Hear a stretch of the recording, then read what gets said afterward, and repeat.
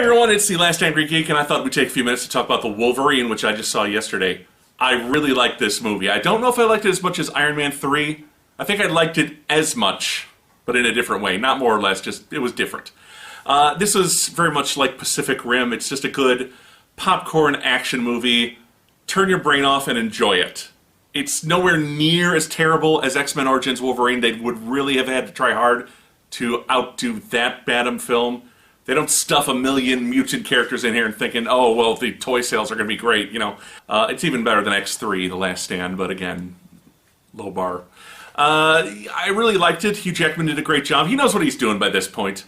I mean, he's been playing Wolverine for, what, 10 years now? He still looks like Wolverine, even though Logan doesn't age. He's aged a little bit. You can see it around the eyes. But he still looks like Wolverine. He's still got the part nailed. He did a great job with the action sequences. He got a few good one-liners out there. You don't go to Wolverine to laugh, not like you do for Iron Man. You know, with Iron Man, you know Robert Downey Jr. is just going to be firing off the one-shots and cracking you up. With Logan, it's a straight-up action film, and maybe you get a chuckle here and there, but it's mostly action. I really like the film. It's based very loosely on the Chris Claremont, Frank Miller 1984 Wolverine miniseries. A lot of the characters just have names in common with that miniseries. They don't really match up to what they did in that book. It is Wolverine in Japan, essentially. This is a direct sequel to X-Men 3, The Last Stand, and it leads into X-Men Days of Future Past, which will be coming out next year. There's a great little thing after the credits start. Halfway through the credits, you're going to get an extra bonus scene that I'm sure they took from all the Marvel movies that came out. Yes, Wolverine's a Marvel character, but Fox Studios does the X-Men films. Marvel Studios does Avengers, Iron Man, Captain America, those ones. But they added this bonus scene, some great cameos, and it leads directly into Days of Future Past, so stick around once the credits start. You won't be disappointed. There were some problems with this. It does not work as an adaptation of the book. It works, it stands on its own, just kept the names and chucked everything else out. And if you're looking for a straight-up remake of the Wolverine miniseries, you're not going to get it, but it is a good film. I really enjoyed it. I'm going to run it down a little bit in this review, but I really did like it. The Viper was the main villain, played by Svetlana Kochenkova. I know I butchered that. They kept the outfit the same. She looks just like she does in the comics, but they kept her blonde instead of giving her green hair. And I thought, well, they should have given her green hair. It seems like a case of supermodel casting. They gave the part to a good-looking woman, but she couldn't really act. She was, On top of that, they made her a mutant, and the character in the comics is not a mutant. They also made the character of Yuriko a mutant, and in the comics, she is not a mutant. Whereas the Silver Samurai, who is a mutant, is not in this story. And we'll get to him in a little bit. We'll get to Yuriko in a little bit. For Viper, they made her a mutant, and she didn't need to be a mutant. They needed a mad scientist character to get them from point A to point B, and she could have done that without the mutant thing. She could have just been an expert in poisons, had these poisons on her. She didn't need to secrete them, or she's kind of a lizard woman. It didn't really add or hurt the story, I guess. It was just like, well, let's make the villain memorable. We'll give her some cool special effects sequences and stuff. It was okay. The main actors and actresses are all Japanese in this, with the exception of Famke Janssen, who was back as Jean Grey. Now, Jean died. This is a direct sequel to X-Men 3. Jean is dead, and Logan has left the X-Men. He just doesn't want any more fighting. He's had enough. I heard this was a cameo. This is not a cameo. This is a small part in the film. She has a nice part. Every time he's sleeping, he's dreaming about Jean. She's haunting him. He's haunted by the fact that he killed the woman he was in love with. So every time he dreams, Jean is there in a slinky little nightgown. Not bad for the fellas, thank you. She does have a small part in this movie, so that's kind of cool. So Famke Janssen is back, but as a figment of Wolverine's imagination. The personification of his guilt. Mariko, Wolverine's love interest in both the book and the movie, is played by Tao Akamoto. She was pretty good. When I first saw her, I thought, oh, she's the meek little princess character, and I'm not going to like her very much. But she grows on you. She's actually very likable, and that's basically what she needed to be for this film. She and Logan fall in love, have an affair. They're both kind of stuck in two worlds. He's got the whole mutant world calling him back, calling him for the violence and the action, and he just wants nothing to do with it. She's stuck in this business world that her grandfather and father put her in. They're both kind of stuck in this world. And the one thing that this movie does really good, and X-Men Origins did this okay as well, I'm going to admit that. They had him living with Silver Fox, and here he and she run away to Nagasaki for a few days, and both films show that Logan just wants to be left alone. He doesn't want the violence. It's just, it comes to him, it follows him around, he can't shake it, and he just wants a simple life. And they both movies do that, and they do it especially well here, because He and she both live in this village for a few days, kind of hiding from the world. It's a quiet moment in the film, but it really works. It really shows that these two people just want peace, but these two separate worlds are kind of pulling them apart. That was kind of cool. Yuriko was another one changed. They made her mute in this film, and I think that was the big flaw in the story, because they gave her this power. I won't spoil it too much, but she can see things. She can see a certain event in people's lives, and something happens to one of the major characters, and she said, I didn't foresee this. Instantly, as soon as she said that, I knew where the story was going. I knew who the villain was. I knew where it was going to end up. Sometimes writers are too clever for their own good. They want to put in these little clues so that at the end of the film we can say, hey, remember back there when we said this?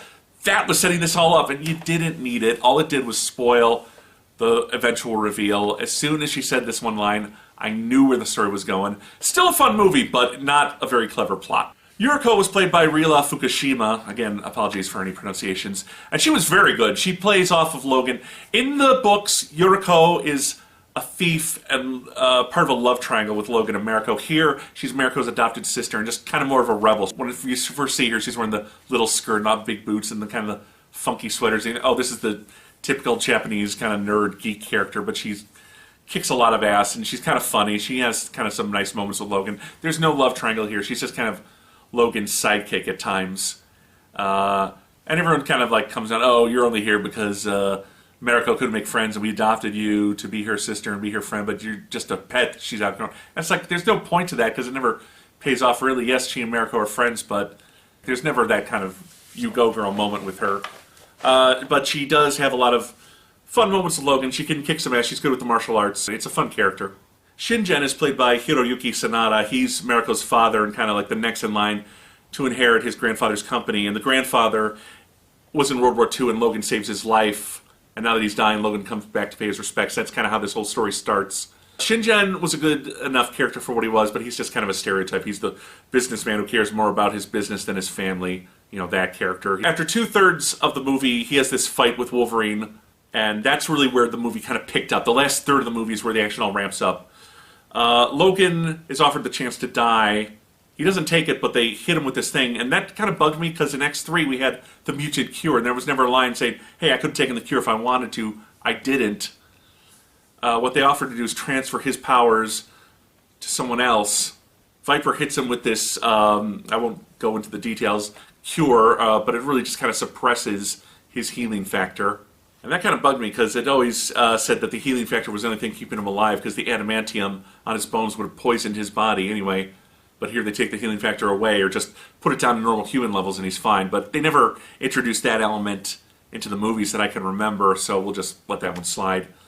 Wolverine finally gets his healing factor back and he has this battle with Shinjen. And that kicks off the last third of the movie and that's where the action just kind of goes at a really hyper pace and really draws you in. The other character I want to talk about is Harada, played by Will Yun Lee. He plays a childhood friend of Mariko's, and he's a good character. Honestly, I thought before I knew it was leading into Days of Future Past, I thought the teaser moment everyone was talking about, maybe they were going to reveal that Harada was Jeremy Renner, and this was a big Avengers crossover they were going to do, because Hugh Jackman has said he wants to be on the Avengers movies.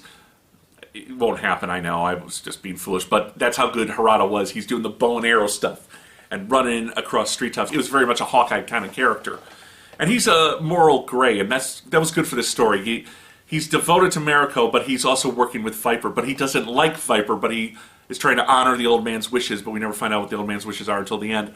And you just didn't know where he stood. He's helping Logan, and then he's not helping Logan, you know. So you had to think about Harada's allegiance. So I think a movie should make you think a little bit. So this character kind of gave you a pause, and you were wondering, well, where does he stand?